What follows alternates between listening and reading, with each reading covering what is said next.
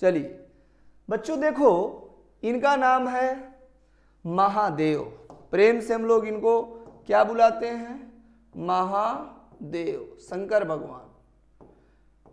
महादेव क्या है? आइए थोड़ा सा सुनिए हरिओम कथा। हरिओम केमिस्ट्री के बाद थोड़ा सा मुझे लगता है कि जरूरी है। महादेव, महादेव क्या होता है बच्चों? कोई बताएगा मुझे कैसे बने महादेव? ब्रह्मा, विष्णु, महेश, 3 देव हैं हमारे पास। ब्रह्मा जी को महादेव नहीं कहा गया, विष्णु जी को महादेव नहीं कहा गया, क्यों शंकर जी को महादेव कहा गया? पता है? बताएंगे? सुनिए ध्यान से, क्यों शंकर जी को महादेव कहा गया है? सुनिए बच्चों। समुद्र मंथन हुआ, उसमें से अच्छी अच्छी चीजों सबने ले लिया, जितनी बढ़िया बढ़िया चीजें थी। जब विष की बारी आई तो विष को सब लोग लेके देखने लगे, कौन लेगा कौन लेगा। ब्रह्मा जी से पूछा गया कि आप ले लीजिए, विष को ग्रहण करिए, आप बुजुर्ग हो गए हैं, आपकी दाढ़ी पक गई है, उम्र भी हो गई है, चले जाएंगे, ऊपर चले जाएंगे तो कोई दिक्कत नहीं रहेगी। तो ब्रह्मा जी ने कहा ना ना ना ना, हम नहीं विष पीने वाले। क्यों? हम विष पिएंगे तो मर जाएंगे, मर जाएंगे तो इस सृष्टि का निर्माण कौन करेगा? इस समाज को बनाएगा कौन? तो ब्रह्मा जी ने मना कर दिया। विष्णु भगवान से पूछा गया कि महाराज टेक दिस। विष्णु भगवान ने कहा भाई देखो, अभी तो हम अनमैरिड हैं, अभी पहले यहाँ से समुद्र मंथन में से लक्ष्मी जी को तो निकलने दो। बोलो भाई, जब वो निकलेंगी उनसे शादी वादी कर लेंगे, बीबी बच्चे वाले हो जाएंगे, तब तो मरेंगे, अच्छा लगेगा। पहुंचे किसके पास? भोलेनाथ के पास। कहे महाराज पियो इसको। भोलेनाथ ने कहा, और सबने कहे, सबने मना कर दिया है, आप ही एक लास्ट ऑप्शन है, आप इसको पी लीजिए। तो भोलेनाथ ने क्या किया? उठाया और उसको पी लिया। भोलेनाथ ने उठाया और उसको पी लिया।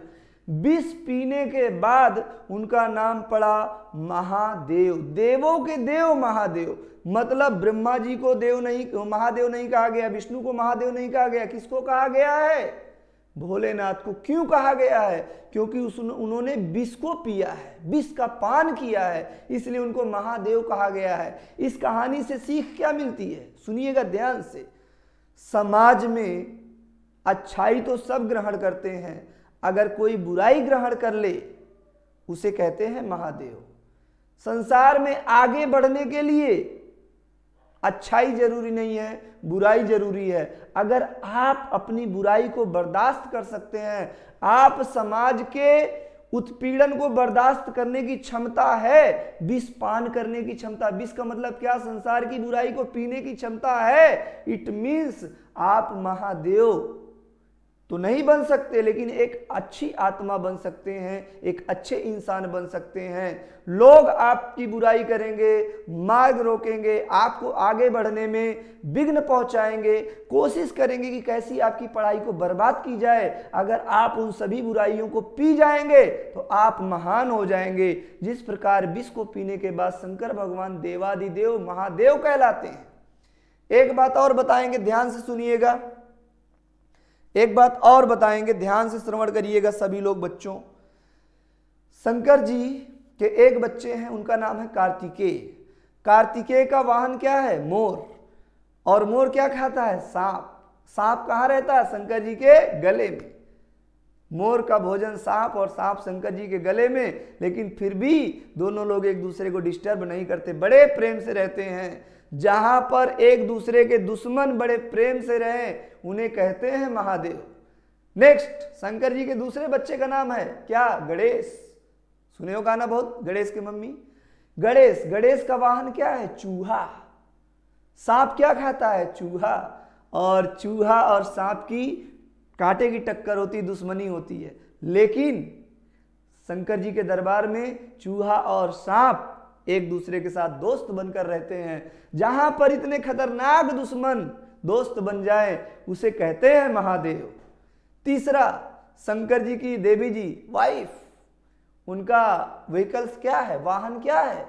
किसमें चलती हैं? शेर में बैठ के चलती हैं देवी जी। और शंकर जी का वाहन क्या है? नंदी। नंदी बैल। बैल और शेर में 36 का आंकड़ा होता है, एक दूसरे को देख लें तो राम नाम सत्य कर जाएंगे, एक दूसरे को खत्म बाजार।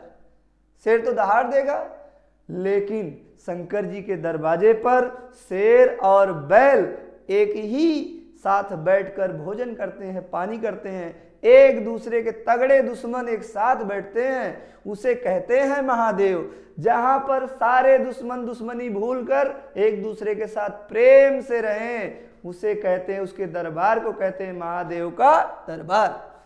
तो आपको यहां से बहुत कुछ सीखने की चीज है, बहुत कुछ सीखना चाहिए हमारे भोलेनाथ से। बहुत त्याग है, बहुत तपस्या है, बहुत विष पिया है। जिसके शरीर में बुराई का पान करने की क्षमता नहीं है, वो जिंदगी में कभी आगे बढ़ ही नहीं सकता, चाहे वो छात्र हो, चाहे वो टीचर हो। तो हमारे पास बुराई को ग्रहण करने की क्षमता होनी चाहिए। समाज की जितनी बुराइयां हैं, अगर हम उनको ग्रहण कर लेते हैं और आगे बढ़ते रहते हैं, तो एक दिन सफलता हमारे हाथ जरूर लगेगी और हम एक ऊंची आत्मा, महान आत्मा की श्रेणी में जाकर के खड़े हो जाएंगे। यहां से सीख क्या मिलती है? यहां से सीख ये मिलती है कि दुनिया तुम्हें कुछ भी कहे, इग्नोर करो और उस सारी बुराई को शांति से पान कर जाओ। एक दिन आप अपने आप ऊपर उठ जाएंगे, महान हो जाएंगे, किसी को कोई रिप्लाई देने की आवश्यकता नहीं है। तो बिल्कुल भाई, आज की हरिओम कथा में इतना ही। महादेव की कृपा से थोड़ी बहुत चीज़ें हैं जो कभी कभी निकल आती हैं। जल्दी से बताएं आप सभी लोग, कोई किसी को दिक्कत परेशानी हो तो जल्दी से बता दें।